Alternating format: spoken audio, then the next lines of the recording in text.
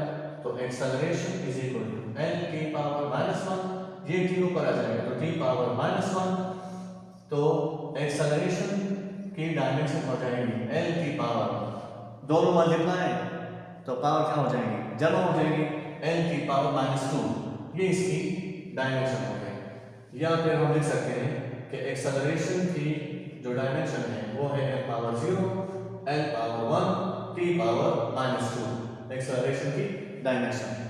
तो अगर ये एक्सेलरेशन की डायमेंशन है तो what will be the dimension of gravitational acceleration, उसकी फिर क्या डायमेंशन होगी, तो जी की डायमेंशन यानी ग्रेविटेशनल एक्सेलरेशन वो भी हमारे पास सेम होगी, यही डायमेंशन होगी ग्रेविटेशनल एक्सेलरेशन की।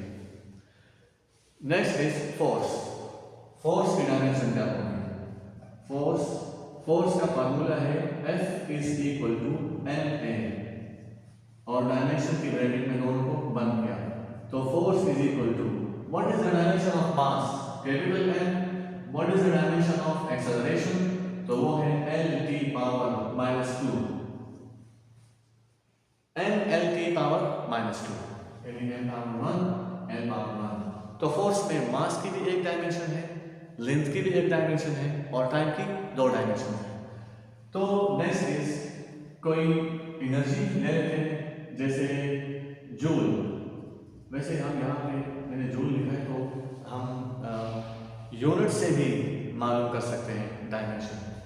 जूल किसके बराबर होता है, किलोग्राम मीटर स्क्वायर पर सेकंड स्क्वायर, इसके बराबर होता है। So J is equal to, kilogram unit है मास का तो डायमेंशन लगेगी मास की, m लग गया, मीटर लेंथ का यूनिट है तो l लगेगा, l का स्क्वायर है, और सेकंड टाइम का यूनिट है तो t लगेगा और t पावर -2।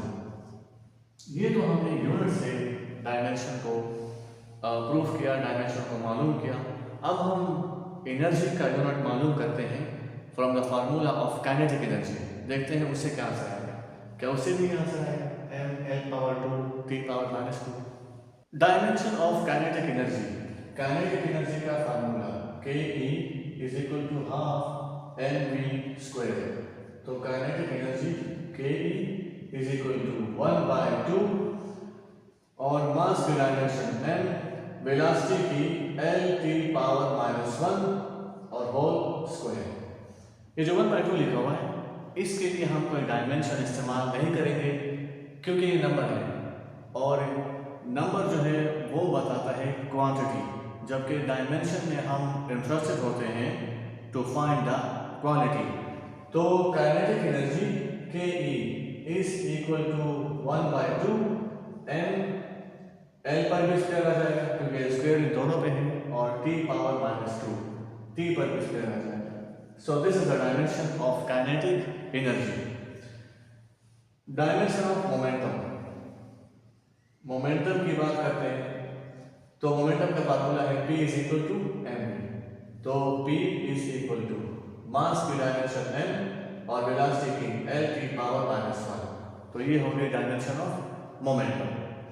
इसी तरह dimension of angular momentum, angular momentum की डायमेंशन क्या होगी, तो ये हम लिखेंगे l is equal to r multiply by p। r is radius, l is angular momentum and p is linear momentum। तो l is equal to r मतलब radius, radius की फिर नेचर क्या होगी, लेंथ, तो l लिखा और मोमेंटम का डायमेंशन क्या है एम एल टी पावर -1। इन दोनों को मल्टीप्लाई कर देंगे तो L इज इक्वल टू इससे आ जाएगा ml² T power -1। So this is the dimension of angular momentum. इस तरह और भी बहुत सारे इसकी एग्जांपल्स हम ले सकते हैं, लेकिन अब हम चलते हैं टुवर्ड्स द डायमेंशनल वेरिएबल्स। असल में डायमेंशनल वेरिएबल्स यही है जो हमने अभी तक पढ़े। डायमेंशनल वेरिएबल्स किसे कहते हैं इसको समझते हैं। वो फिजिकल क्वांटिटीज होती हैं जिनकी डायमेंशन हो और इनका मैग्नीट्यूड चेंज होता है, इनको हम बोलते हैं डायमेंशनल वेरिएबल्स। तो मुझे इसकी डेफिनेशन लिखने की ज़रूरत नहीं है क्योंकि वो स्क्रीन पर आ रही है, आप खुद ही यहाँ से पढ़ लीजिए और वीडियो को पास करके लिख लीजिए। तो डायमेंशनल वेरिएबल्स कौन कौन से होंगे? अब तक हमने जो पढ़े वो तमाम हमारे पास डायमेंशनल वेरिएबल्स हैं। यानी for example force is a dimensional variable क्योंकि फोर्स का मैग्नीट्यूड चेंज होता रहता है और इसकी डायमेंशन होती है। इसी तरह मोमेंटम की अगर हम बात करें तो मोमेंटम भी है, वेलोसिटी, एक्सेलरेशन, ये सब हमारे पास डायमेंशनल वेरिएबल्स हैं, एनर्जी वगैरह वगैरह। नंबर 2 पे आता है डायमेंशनल कांस्टेंट्स। डायमेंशनल कांस्टेंट्स वो होते हैं कि इनका मैग्नीट्यूड चेंज नहीं होता और इनका डायमेंशन होता है। फॉर एग्जांपल क्या? For example speed of light. Speed of light का मैग्नीट्यूड है और मैग्नीट्यूड इज कांस्टेंट, लेकिन इसका डायमेंशन भी है। फॉर एग्जांपल इसमें आ जाएगा स्पीड ऑफ लाइट, इसको लिखते हैं ब्लू से। तो जो स्पीड ऑफ लाइट है c is equal to 3 multiply 10 power 8 metre पर सेकंड। अब देखें स्पीड ऑफ लाइट का यूनिट है, यहाँ से हम इसकी डायमेंशन मालूम कर सकते हैं और ये इसका क्या हो गया मैग्नीट्यूड व्हिच इज कांस्टेंट। इसी तरह ग्रेविटेशनल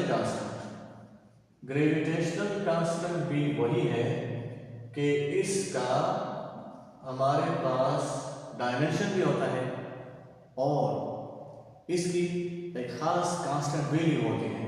तो g is equal to 6.67 multiply 10 power -11 और newton metre square divide by kilogram square. तो यहाँ से इसकी डायमेंशन मालूम की जा सकती है और ये हमारे पास एक कांस्टेंट वैल्यू है। इसमें और हमारे साथ आ सकता है इलेक्ट्रोस्टैटिक कांस्टेंट, जिसको कोलम्बिक कांस्टेंट भी कहा जाता है। K is equal to 9 multiply 10 power 9 newton metre square पर कूलम स्क्वायर। तो ये कांस्टेंट और इसकी डायमेंशन भी होती है। इसमें प्लांक्स कांस्टेंट दिया जाता है। Planck's constant H is equal to 6.6 multiply 10 power -34 joule second. Next is dimensionless variables. Dimensionless variables वो होंगे कि इनकी डायमेंशन नहीं होगी और इनका मैग्नीट्यूड चेंज होता रहेगा। फॉर एग्जांपल स्ट्रेन एक डायमेंशनलेस वेरिएबल है। Strain is change in length divide by length. तो लेंथ की डायमेंशन चेंज इन लेंथ की dimension L divide by length की डायमेंशन L, दोनों cancel, it has no dimension. तो ये क्या है डायमेंशनलेस है, इसका कोई डायमेंशन है ही नहीं। इसी तरह नेक्स्ट है रिफ्रैक्टिव इंडेक्स। तो रिफ्रैक्टिव इंडेक्स का डायमेंशन नहीं होता क्योंकि n is equal to c divide by v, speed of light in vacuum divide by speed of light in any medium.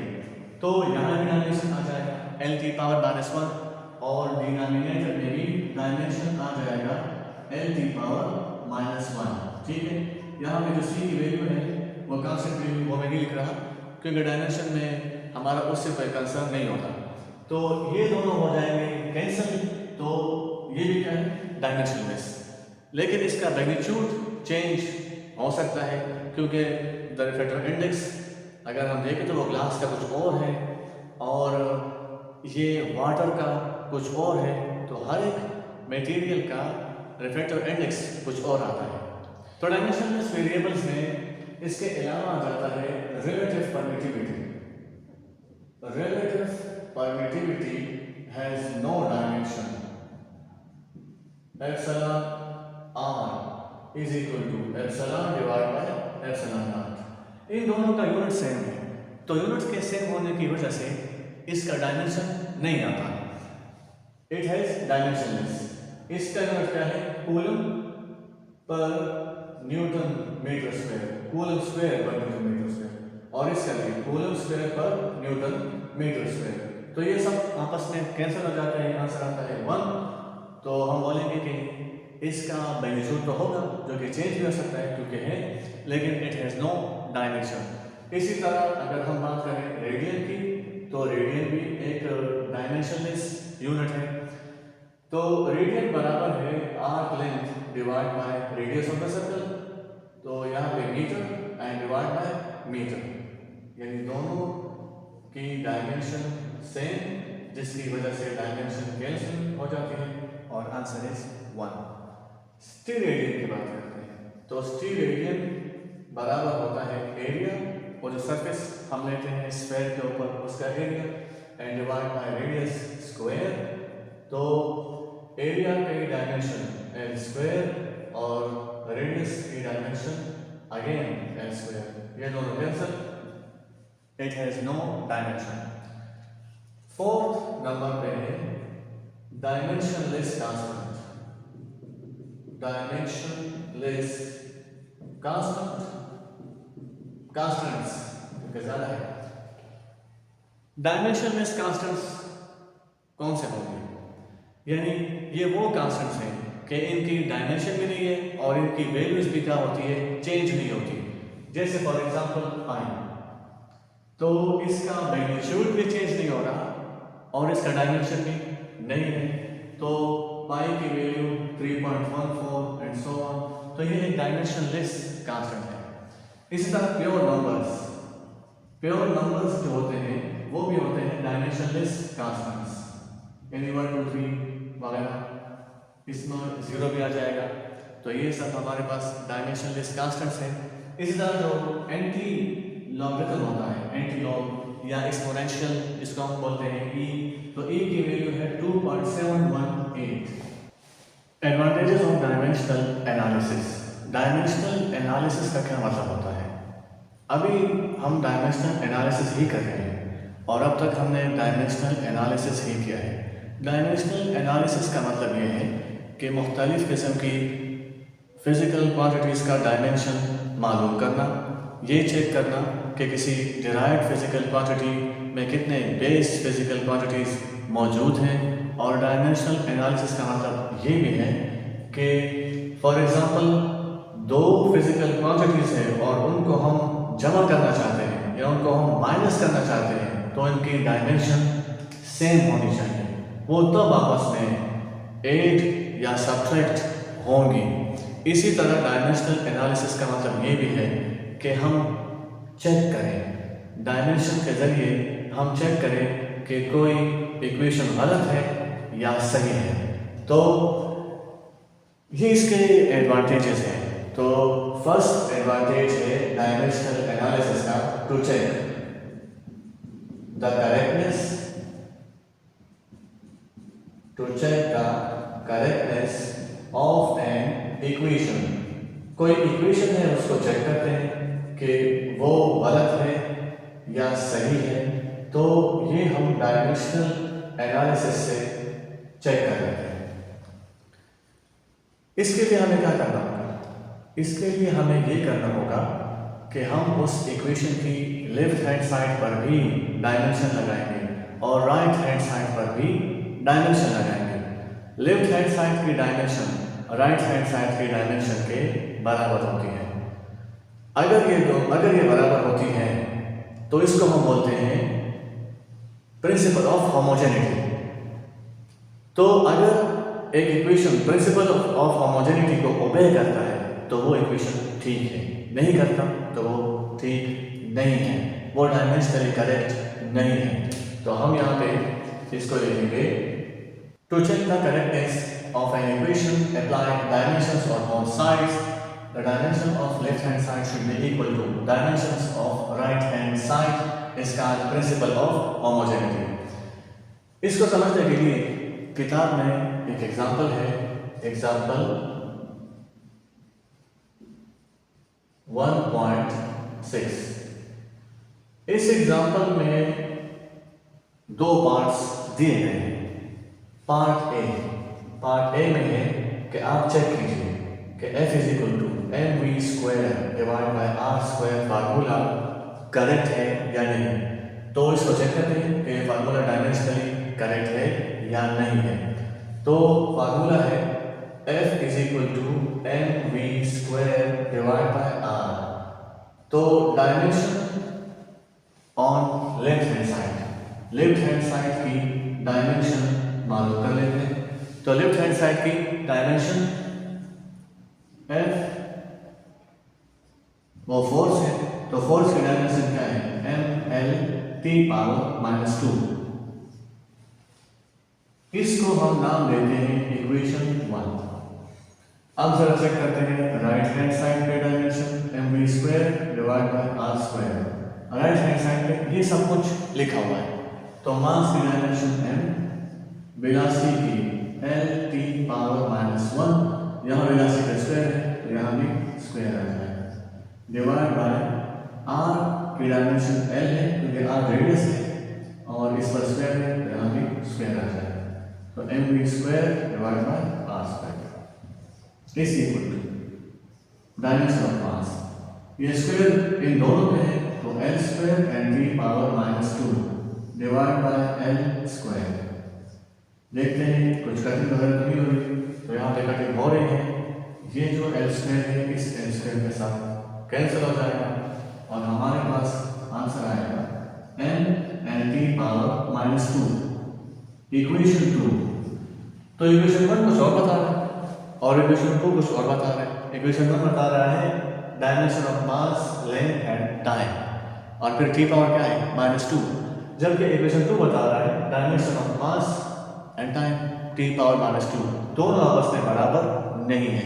जब दोनों बराबर नहीं है तो हम बोलेंगे कि the formula does not obeys the principle of homogeneity. ये जो फार्मूला है ये प्रिंसिपल ऑफ होमोजेनिटी को ओबे नहीं कर रहा है। जब ये उसको ओबे नहीं करता तो यहाँ हम बोलेंगे कि ये जो फार्मूला है, ये जो इक्वेशन है, ये डायमेंशनली क्या है, इनकरेक्ट, ये फार्मूला गलत है। पार्ट बी में है कि आप चेक करें f is equal to M V square divide by R. इस फार्मूला को चेक करें कि ये वाला फार्मूला डायमेंशनली करेक्ट है या नहीं। तो यहाँ भी ऐसे करते हैं, dimension of left hand side, तो लेफ्ट हैंड साइड पे फोर्स है और फोर्स की डायमेंशन है M L T power minus 2। ये हो गया equation 1। Dimension on right hand side पे M V square divide by R. तो मास की dimension M, velocity L T power minus 1। तो स्क्वायर दोनों पे जैसे इससे पहले हमने किया था तो स्क्वायर दोनों पे आ जाएगा और टी पावर माइनस 2। हालांकि ये टी पावर माइनस 1 था, जब इसका स्क्वायर आ गया तो T power minus 2 and L square और आर के लिए लेंथ लगा लेंगे। तो अब हम देखेंगे कि M V square divide by R, यहाँ पे ये एक लेंथ यानी डिनोमिनेटर की एक लेंथ न्यूमरेटर की एक लेंथ के साथ कैंसिल हो जाएगी। तो आंसर हमारे पास आएगा एम, यहाँ पे एक लेंथ रह गया एल टी पावर माइनस 2। यहाँ पे इसको अगर हमने इक्वेशन 2 कहा तो इक्वेशन 1 और 2 बिल्कुल सेम आ रहे हैं। Equation 1 is equal to equation 2 dimension of left hand side is equal to dimension of right hand side।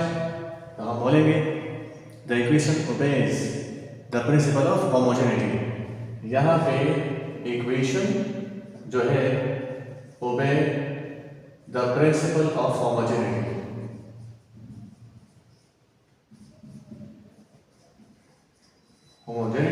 so equation is correct. तो फिर ये इक्वेशन क्या होगा, करेक्ट होगा। इसी तरह असाइनमेंट है, असाइनमेंट 1.6। तो असाइनमेंट 1.6 में कहा जा रहा है, उसमें भी दो पार्ट्स हैं। पार्ट ए चेक कीजिए, VF is equal to VI plus AT, इसकी डायमेंशन चेक कीजिए। और पार्ट बी में चेक कीजिए S equal to VIT plus half AT square, इन दोनों की डायमेंशन चेक कीजिए। पार्ट ए में VF is equal to VI plus AT। तो लेफ्ट हैंड साइड पे क्या है, फाइनल वेलोसिटी। तो फाइनल वेलोसिटी की डायमेंशन मालूम कर लेते हैं। वेलोसिटी की डायमेंशन चाहे वो फाइनल हो चाहे वो इनिशियल हो, सब की डायमेंशन सेम होती है। तो L की पावर -1, ये इसकी डायमेंशन, इक्वेशन 1। अब देखते हैं कि राइट हैंड साइड पे क्या है। तो ये तो था लेफ्ट हैंड साइड पे, यानी डायमेंशन और लेफ्ट हैंड साइड। अब जरा डायमेंशन देखते हैं राइट हैंड साइड में, और राइट हैंड साइड में मौजूद है VI प्लस AT। तो इनिशियल वेलोसिटी इसकी डायमेंशन लिखते हैं, वो होगा L की पावर -1, इसको यहाँ लिखते हैं, इज इक्वल टू इसकी डायमेंशन L की पावर -1 प्लस एक्सेलरेशन की L की पावर -2, और यहाँ पे टाइम है तो उसकी डायमेंशन t, L की पावर -1 प्लस ये L की पावर -1 है और L की पावर +1 है, तो इसमें से एक तो कैंसिल हो जाएगा, ठीक है। तो यहाँ पे हमारे पास L की पावर -1 ये रह जाएगा, ये दोनों जमा हो जाएंगे, तो आंसर आ जाएगा 2 टाइम्स ऑफ L की पावर -1, इक्वेशन 2। तो इक्वेशन 1 और 2 आपस में बराबर है। जब ये दोनों आपस में बराबर हैं तो हम क्या बोलेंगे, हम बोलेंगे dimension of left hand side equal to dimension of right hand side.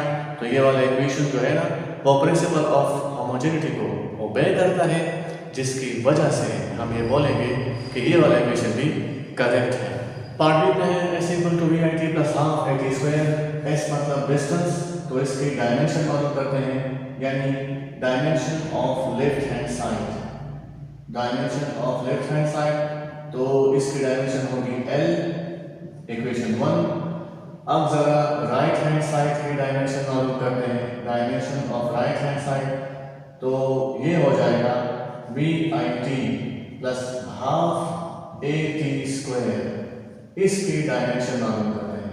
तो इनिशियल वेलोसिटी हो या चाहे फाइनल वेलोसिटी हो, डायमेंशन इसकी होती है L की पावर -1, टाइम की डायमेंशन t प्लस हाफ लिखा अपनी जगह, एक्सेलरेशन की डायमेंशन L की पावर -2 और टाइम की डायमेंशन t स्क्वायर, क्योंकि यहाँ पे t स्क्वायर तो इसकी वैल्यू स्क्वायर आ जाएगा।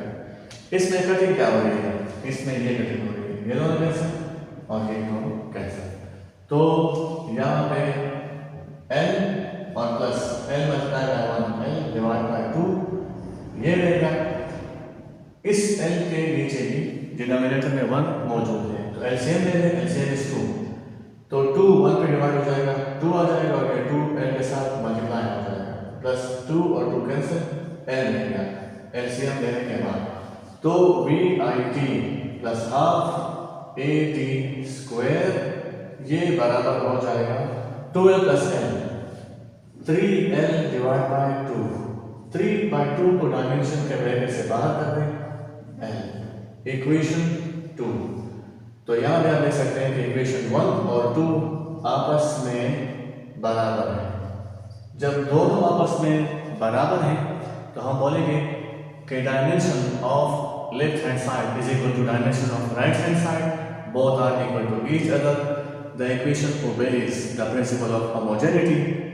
That's why the equation is dimensionally correct.